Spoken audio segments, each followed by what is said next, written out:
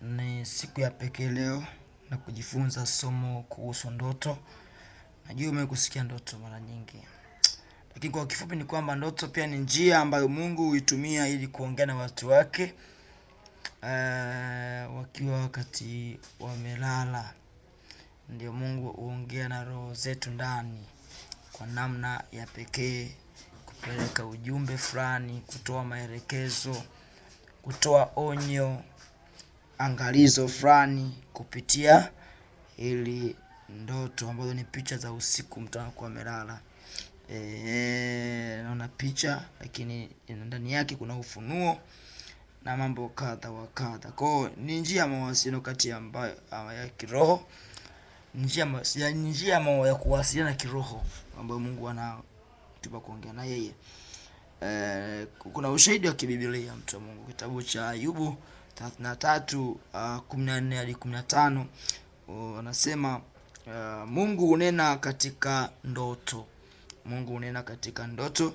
Lakini pia kitabu kile cha Hesabu 12:6 inasema kwamba nitajifunua kwake katika maono na nitasema naye katika ndoto. Kwa Mungu pia anazungumza kwamba anaweza kusema na mtu kupitia ndoto. Lakini pia kitabu cha Mathayo 2 tajifunza jinsi Mungu anampa onyo au anampa maelekezo anampa maelekezo Yusufu kupitia Mungu hutumia lango la ndoto au lango la kiroho kuongea na watu wake au kutoa instructions zake ambazo anaona ni vyema ili watu wake wapate kuwa salama. Lakini pia kuna aina za ndoto kulingana na chanzo. Kuna ndoto ambazo hutokana na Mungu mwenyewe anaongea na watu. Tutajifunza hapo pia katika kitabu kile ambacho cha Mathayo Mathayo 2 jinsi Mungu anamtokea Yusufu katika ndoto, anampa maelekezo kwamba aende akimbilie Misri kwa ajili ya usalama wa Yesu mwenyewe, kwamba usalama Yesu akuwe salama dhidi ya ya Herode. Lakini pia kuna ndoto ambazo hutokana na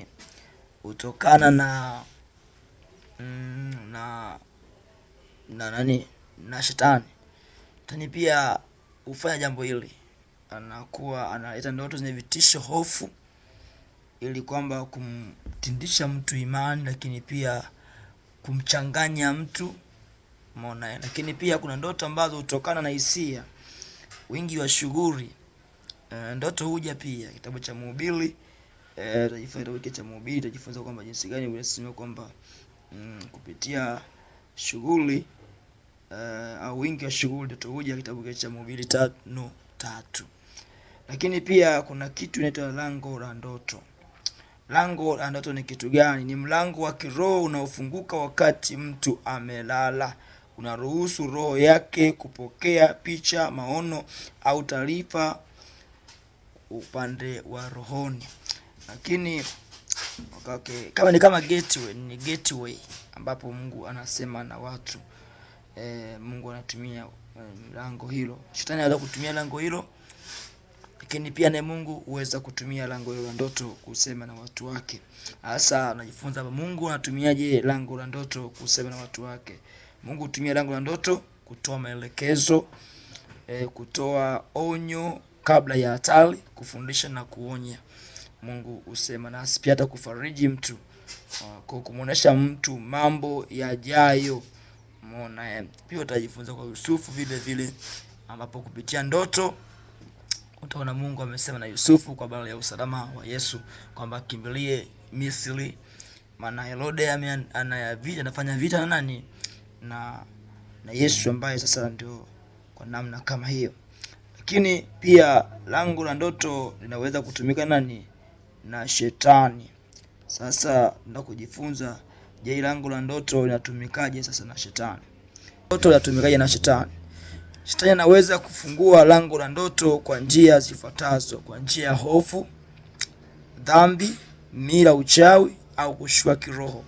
Shetani anaweza kufungua hiyo milango na kuweka vitu vyake vibaya au ambavyo anataka avifanyie kwa mtu au kumchanganya mtu kuleta roho za majaribu na kufunga maisha ya mtu kiroho. Biblia inaonyesha shetani anatumia ndoto. Kitabu cha Yeremia 23, jifunza wale manabii wa uongo.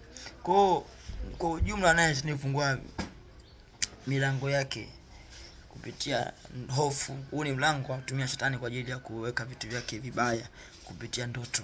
Kwa hiyo mtu wa Mungu lazima ifike mahali mwambie Mungu akusaidie lango ufunge milango yote ambayo shetani anaitumia kuleta vitu vyake vibaya, hofu, magonjwa na vitu mbalimbali. Je, kusikia mtu ameota ndoto alafu baadaye anaota amechoma kisu kesho naamka ni mgonjwa? Hii ni dhahiri kwamba ndoto ni vita. Na Mungu akubariki ili kwamba ili somo linaendelea, na hiki ni kitabu na kisoma, lakini soon as possible kitabu kitoke wazi. Inaitwa kitabu cha mwongozo wa kutafsiri ndoto na maono. Kwa hiyo hichi kitabu ni kizuri sana, kwa mtu wa Mungu ndio akiandae kukinunua. Soon nitaanza kukiweka mtandaoni, lakini pia nitakuwa nikitangaza bei ni ndogo, shilingi 10,000 tu. Na Mungu akubariki, na ina imani kwamba utakipenda. Unajua watu wengi wanashindwa kutafsiri ndoto kwa sababu hatujui neno la Mungu. Roho Mtakatifu anafanya kazi kupitia neno. Kwa hiyo unapokuwa na maarifa mengi ya neno la Mungu, na ndipo Roho anakupa neema ya kutafsiri ndoto kwa wepesi. Kwa Mungu anasema ataachia roho wake, atamwaga roho yake kwa watu wote wenye mwili. Wana wetu na binti zetu watanini watatabiri, na wazee wataota ndoto, na vijana wataona maono. Utajifunza kitu hapo kwamba kumbe kitu hicho